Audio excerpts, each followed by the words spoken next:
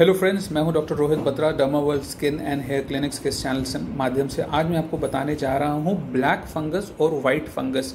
ये दो फंगस हैं, ब्लैक फंगस, वाइट फंगस। इसके अंदर क्या डिफरेंस है और ये जो पोस्ट कोविड पेशेंट्स के अंदर बहुत ज़्यादा लोगों के बीच के अंदर डर फैला हुआ है कि ब्लैक फंगस हो गया, वाइट फंगस हो गया, तो इसके क्या सिम्टम्स होते हैं और आप किस तरीके से इनको डिफ्रेंशिएट कर सकते हैं, किस तरीके से इनको अपने आप को, अगर आपको कोविड हुआ है या घर में किसी को हुआ है तो उन्हें बचा सकते हैं। और अगर किसी को कोई सिम्टम्स हों तो ज़रूर अपने जो फिजिशियन है उससे आपको राय ज़रूर लेनी चाहिए।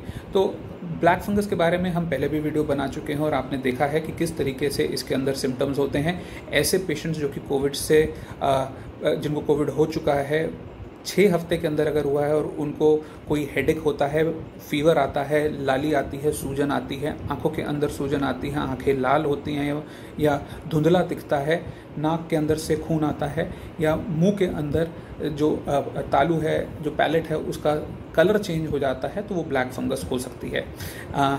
ब्लैक फंगस जो है वो ये कहा गया है कि नॉर्मल भी हमारे एनवायरनमेंट में होती है, म्यूकरमाइकोसिस इसको कहते हैं, जो स्पोर्स होते हैं वो होते हैं। और ऐसे लोग जो इम्यूनो कॉम्प्रोमाइज होते हैं, जो स्टेरॉइड्स पे होते हैं, दूसरी दवाइयों पे होते हैं, जिनको डायबिटीज़ होती है, अगर उनको और इम्यूनो सप्रेशन किया जाए कि स्टेरॉइड्स दी जाएँ तो उनको ये होने के चांसेस ज़्यादा रहते हैं। ऐसे लोग, एक ये भी धारणा बन रही है कि जो लोगों ने ऑक्सीजन सिलेंडर्स यूज़ करें, सफाई नहीं बरती, मेडिकल ग्रेड का नहीं था, इंडस्ट्रियल ग्रेड की ऑक्सीजन यूज़ करी, या जब घर के ऊपर ऑक्सीजनेटर यूज़ करते हैं तो उसके अंदर डिस्टिल वाटर की जगह नॉर्मल टैप वाटर डाला तो उससे हो सकता है। बट कई लोग ये भी कहते हैं कि साइंटिस्ट ये भी कहते हैं कि इसके कारण ना करके जो आपकी immuno suppression of the body है उसके कारण ये जो फंगस, जो कि नॉर्मली तो एनवायरनमेंट में होती है बट बॉडी के इफेक्ट करती है जब आपकी बॉडी की इम्यूनिटी कम हो, जब आप इम्यूनो कॉम्प्रोमाइज कंडीशन में हो। वाइट फंगस, जिसको हम कैंडिडियासिस भी कहते हैं, जी हाँ, कैंडिडियासिस वाइट फंगस जो है वैसे भी लोगों के अंदर देखा जाता है। ये स्किन को इफेक्ट कर सकता है, ओरल कैविटी को इन्फेक्ट कर सकता है, जेनाइटल्स को इन्फेक्ट कर सकता है और जो बॉडी फोल्ड्स हैं उसके अंदर हो सकता है। तो जब मेल्स के अंदर ये होता है, पुरुषों के अंदर होता है और जेनाइटल एरिया में हो तो हम उसे कैंडिडियल बेलेनोपोस्थाइटिस या बेलेनाइटिस कहते हैं। जब फीमेल्स में हो तो वल्वोवेजिनाइटिस कहते हैं कि सफ़ेद पानी गिरता है माताओं बहनों को जिनको ये फंगस से हो जूझ रही हों। ओरल कैविटी के अंदर हो जाए तो टंग के ऊपर वाइटिश डिस्कलरेशन लेयर सी आ जाती है और तालू के अंदर भी वाइटिश डिस्कलरेशन होती है, परत सी बन जाती है।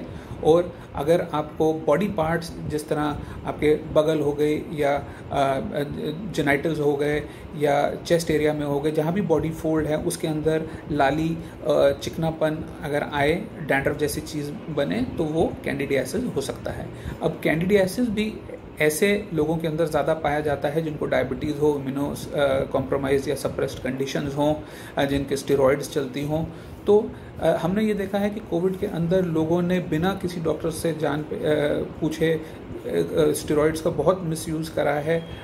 स्किन में तो हमने देखा है कि पहले लोग मिसयूज़ करते आए हैं जहाँ तक लगाने की स्टेरॉइड्स का सवाल था, बट खाने की स्टेरॉइड्स भी आजकल लोगों ने बहुत खाई हैं कि किसी ने बताया कि जी कोविड के अंदर इस दिन से इस दिन स्टेरॉइड लेनी चाहिए जिससे कि साइटोकाइन स्टॉर्म जो है उससे बचाया जा सके। तो लोगों ने बिना डॉक्टर से पूछे, चाहे उनको डायबिटीज़ थी, चाहे कोई और इम्यूनो कॉम्प्रोमाइज स्टेट थी, स्टेरॉइड ली।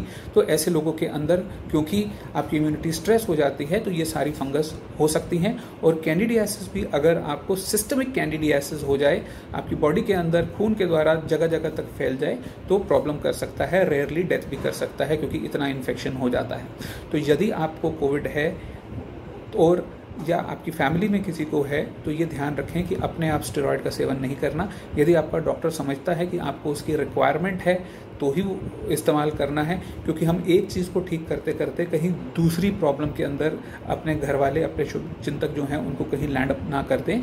हमें ये बचाना है अपने आप को स्टेरॉइड्स के अननेसेसरी साइड इफ़ेक्ट से, क्योंकि हमने स्किन में भी देखा है कि लोग सुनते नहीं हैं। कोई भी खुजली हो, कहीं प्रॉब्लम हो, फेस के ऊपर, जेनाइटल्स के ऊपर दाद के लिए क्रीम ऐसी लगाते रहते हैं जिनके अंदर स्टेरॉइड्स हों, पिंपल्स के मुहासों के लिए लगाते रहते हैं जिससे कि स्किन पतली हो जाती है। उस वक्त तो वो बहुत बहुत खुश होते हैं कि जी खुजली बंद हो गई, दर्द बंद हो गया, बैठ गए, पर जैसे ही छोड़ते हैं वो और प्रॉब्लम बढ़ जाती है। स्टेरॉइड्स के बहुत साइड इफेक्ट्स होते हैं। स्टेरॉइड्स सोच समझ के अपने डॉक्टर की प्रिस्क्रिप्शन से ही लेनी होती है।